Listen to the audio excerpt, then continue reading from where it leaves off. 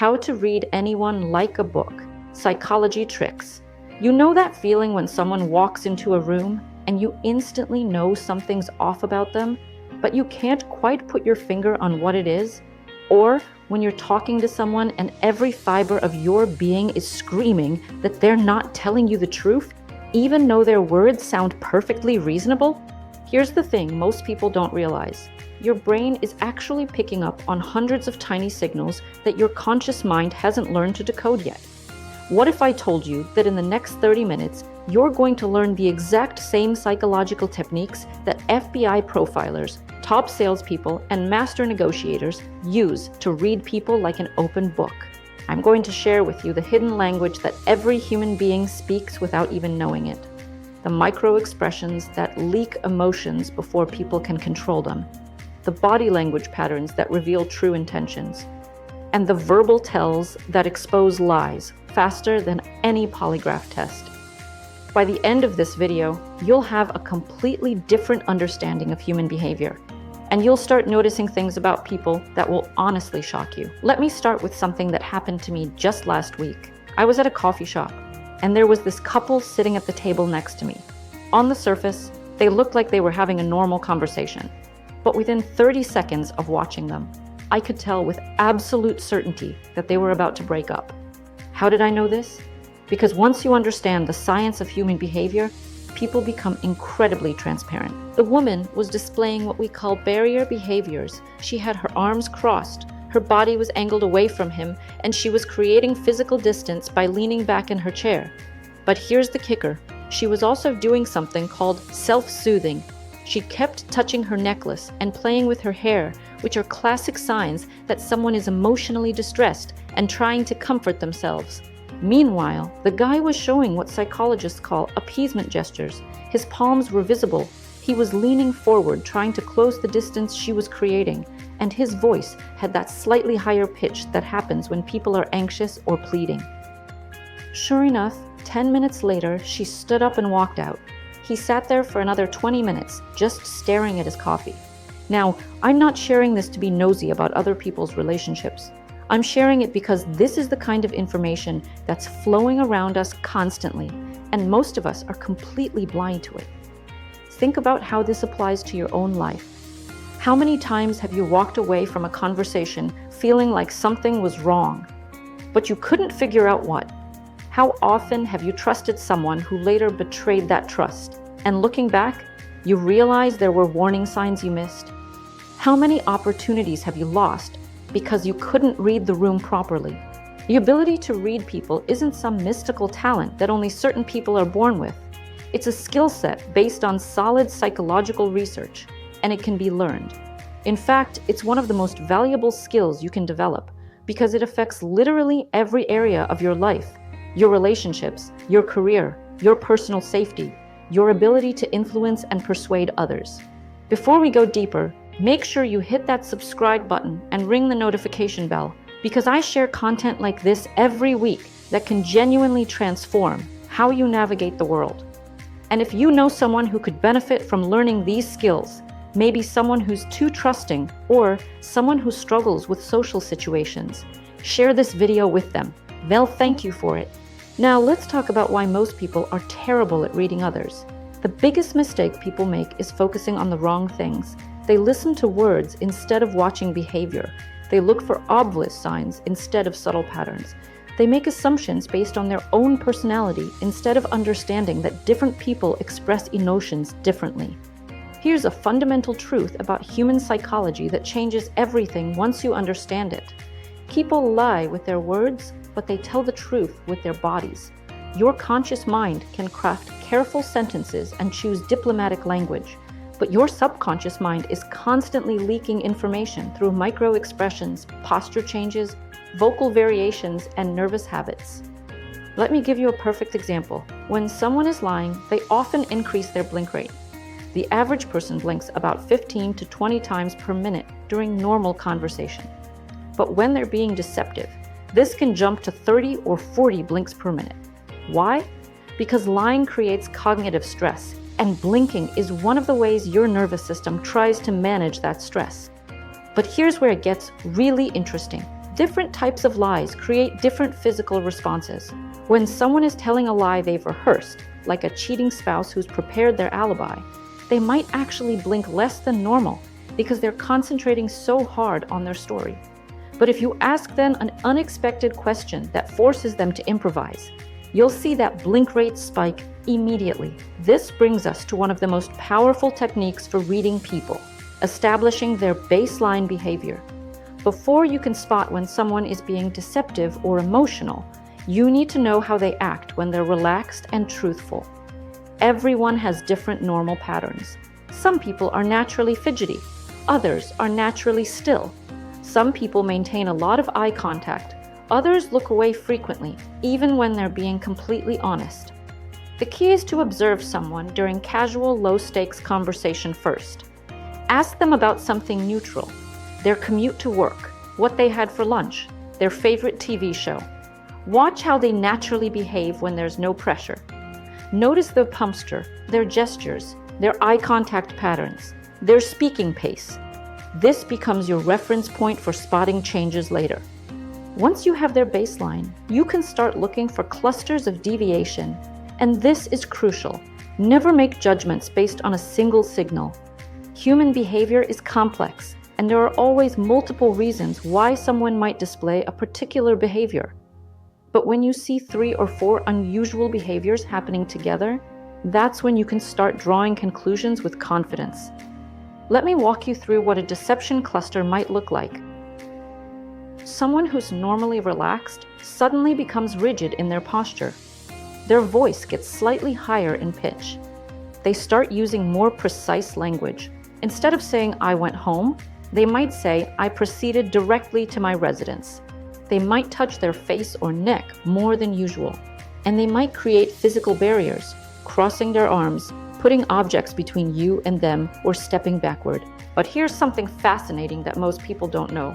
The specific area someone touches when they're lying can give you clues about the type of deception. When people touch their mouth while speaking, they're often filtering their words, either holding back information or being careful about how they phrase something. When they touch their nose, it's frequently associated with internal conflict. They know they should tell the truth, but they're choosing not to. When they touch their ears, it can indicate they don't want to hear their own lies or they're uncomfortable with what they're saying. Now let's talk about reading emotions, because this is where things get really powerful for improving your relationships and social effectiveness. Emotions create physical responses that happen faster than conscious thought. These micro-expressions last for just fractions of a second, but they reveal true feelings before people can mask them. The 7 universal emotions that show up the same way across all cultures are happiness, sadness, anger, fear, surprise, disgust, and contempt. Each one has a distinct facial signature. Real happiness, for example, involves not just the mouth, but also the eyes. The muscles around the eyes crinkle in genuine smiles, creating what researchers call crow's feet. Fake smiles only involve the mouth muscles. Anger shows up in narrowed eyes, pressed lips, and often a slight forward lean of the head. Fear widens the eyes and often causes people to pull their head back slightly. Disgust creates a characteristic wrinkling of the nose and raising of the upper lip. Contempt is particularly interesting because it's asymmetrical. Usually just one corner of the mouth raises slightly. But here's what's really useful for your daily life. People often experience emotions in sequences, and understanding these sequences helps you predict behavior.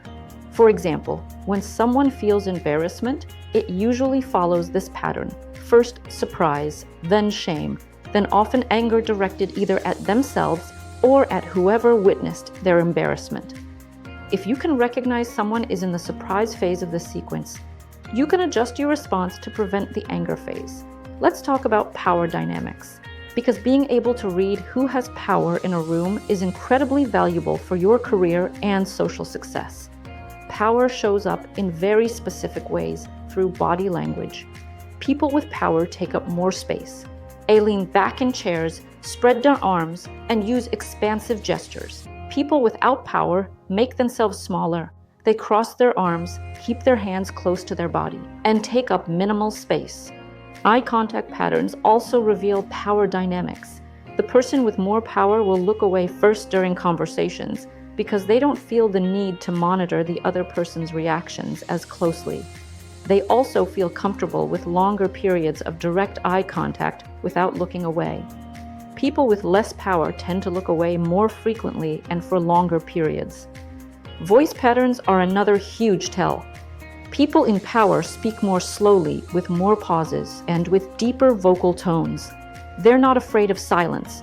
People without power speak faster, fill pauses with and their voice often gets higher in pitch when they're nervous or trying to please. Understanding these dynamics helps you in two ways. First, you can read the room better and understand who the real decision makers are, even if they're not the ones with the fancy titles. Second, you can adjust your own behavior to project more confidence and authority when you need to. If you're finding this valuable so far, hit that like button to let me know. And make sure you're subscribed, because I have so much more content coming that builds on these concepts. Now let's get into some advanced techniques that can really set you apart. One of the most powerful is learning to read vocal stress. When people are under pressure, anxious, or being deceptive, their voice changes in measurable ways. The pitch tends to get higher. The pace might get faster or, interestingly, sometimes much slower as they carefully choose their words. They might clear their throat more often. And there's often more vocal fillers. Those ums and ahs increase. But here's a pro tip that law enforcement uses. Pay attention to pronoun usage. When people are being truthful about their own actions, they naturally use first-person pronouns. I went to the store. I talked to my boss. I finished the project. But when they're being deceptive, they often unconsciously distance themselves from their actions. Instead of I didn't take the money, they might say the money wasn't taken by me, or that money, no, that wasn't taken. Another fascinating area is reading romantic interest and attraction. This is incredibly useful for dating, but also for reading social dynamics in general. When someone is attracted to another person, their pupils dilate slightly. They mirror the other person's posture and gestures unconsciously. They lean in during conversation and find excuses for brief physical contact. Their voice often becomes softer and slightly breathier, but attraction also creates nervous energy that shows up in specific ways.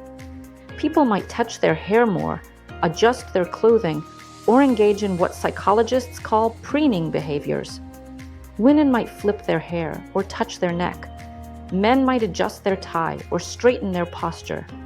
The key with reading attraction is understanding the difference between social politeness and genuine interest. Someone who's just being polite will maintain consistent behavior throughout your interaction.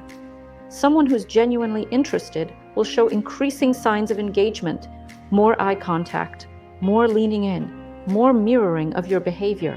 Let's talk about reading group dynamics, because this is incredibly valuable for workplace situations and social gatherings. In any group, there are always hierarchies and alliances that aren't obvious from the surface conversation. People unconsciously orient their bodies toward the person they most want to impress or agree with.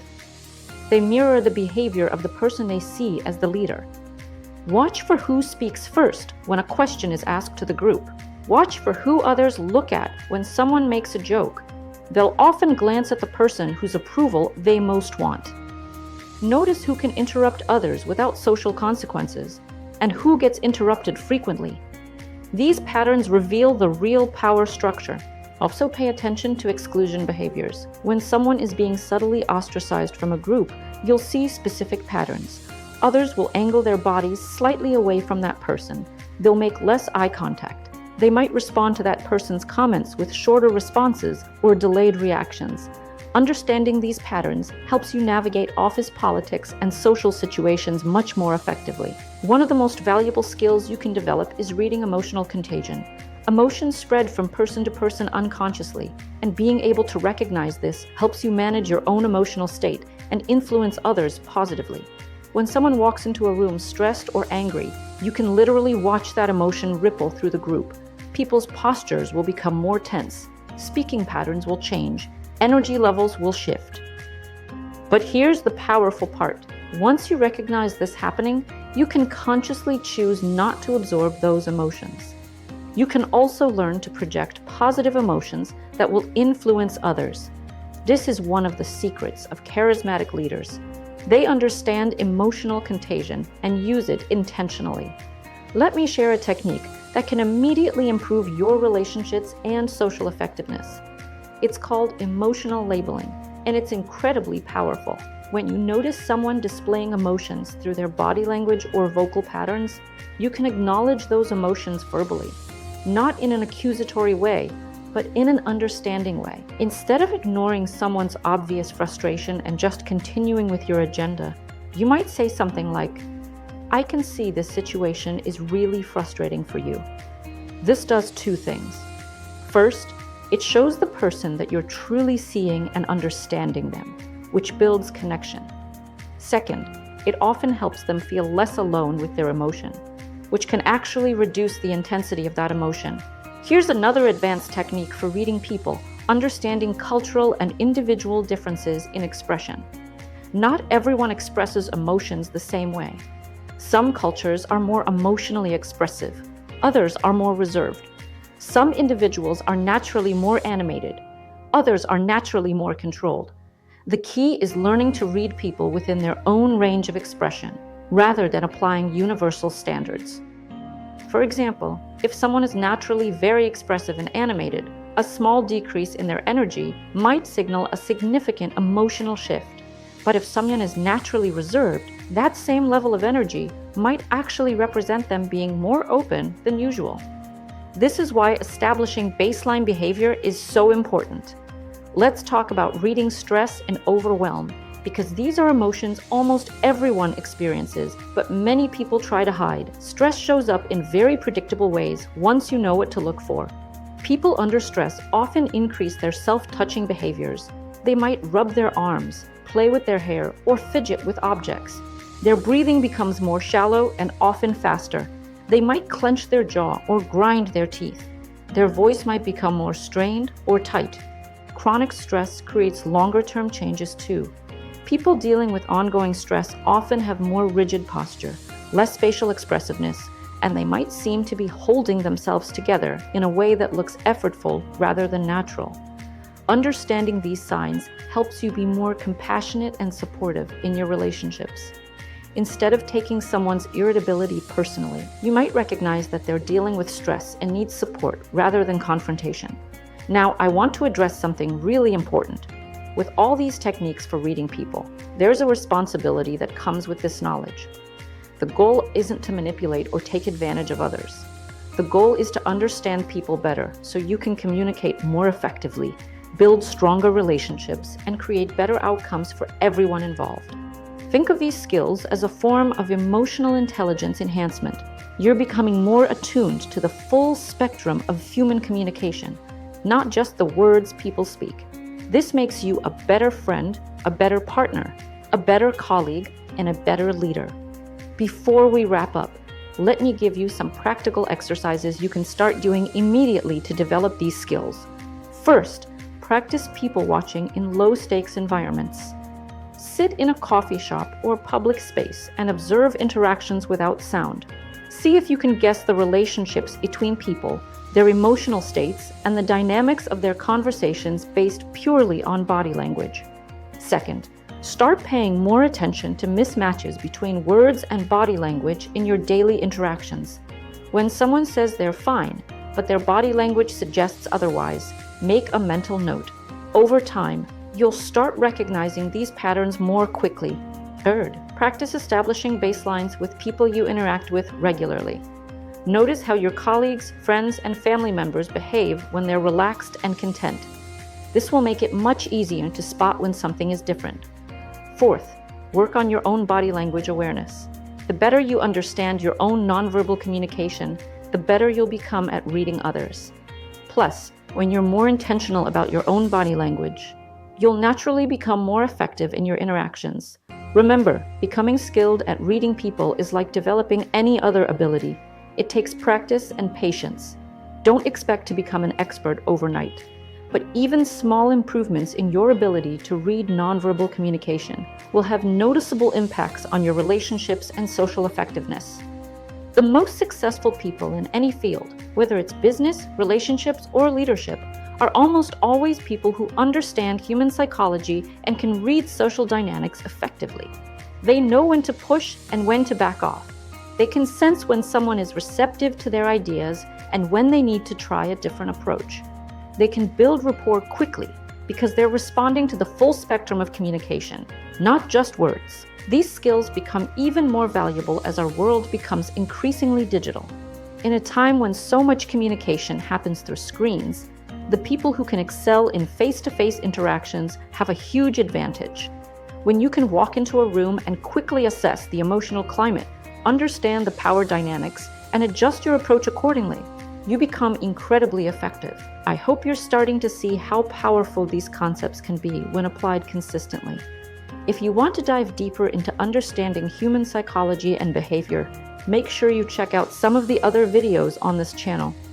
I have content covering everything from emotional intelligence to influence and persuasion to building unshakable confidence. And here's what I want you to do right now. Think of one relationship in your life that could benefit from you having better understanding of the other person. Maybe it's a romantic relationship where you sometimes feel like you're not connecting. Maybe it's a work relationship where you can't quite figure out how to communicate effectively. Maybe it's a friendship where you sense there are some underlying issues you can't quite identify.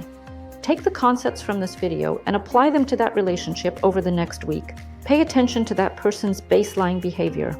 Notice any clusters of unusual behaviors. Look for mismatches between their words and their body language. Watch for signs of stress, happiness, or discomfort that they might not be expressing verbally. I guarantee you'll start noticing things you never saw before. And more importantly, you'll start responding more appropriately to what's really happening rather than just what's being said. The ability to read people like a book isn't just about understanding others better. It's about becoming the kind of person others feel truly seen and understood by. When people feel like you really get them, they're naturally drawn to you. They trust you more. They want to work with you, be around you, and support you. These skills can transform your career prospects, your relationship satisfaction, and your overall social confidence. You'll walk into rooms with a level of awareness that most people completely lack. You'll navigate difficult conversations with much more skill. You'll build deeper connections with the people who matter most to you. If this video has been valuable for you, I'd really appreciate it if you'd share it with someone who could benefit from these insights. And make sure you subscribe and hit that notification bell because I'm constantly creating content that can help you understand human psychology and improve your life in practical ways. Thank you for investing this time in developing these incredibly valuable skills. The world needs more people who understand human nature and can use that understanding to create more connection, understanding, and positive outcomes for everyone involved.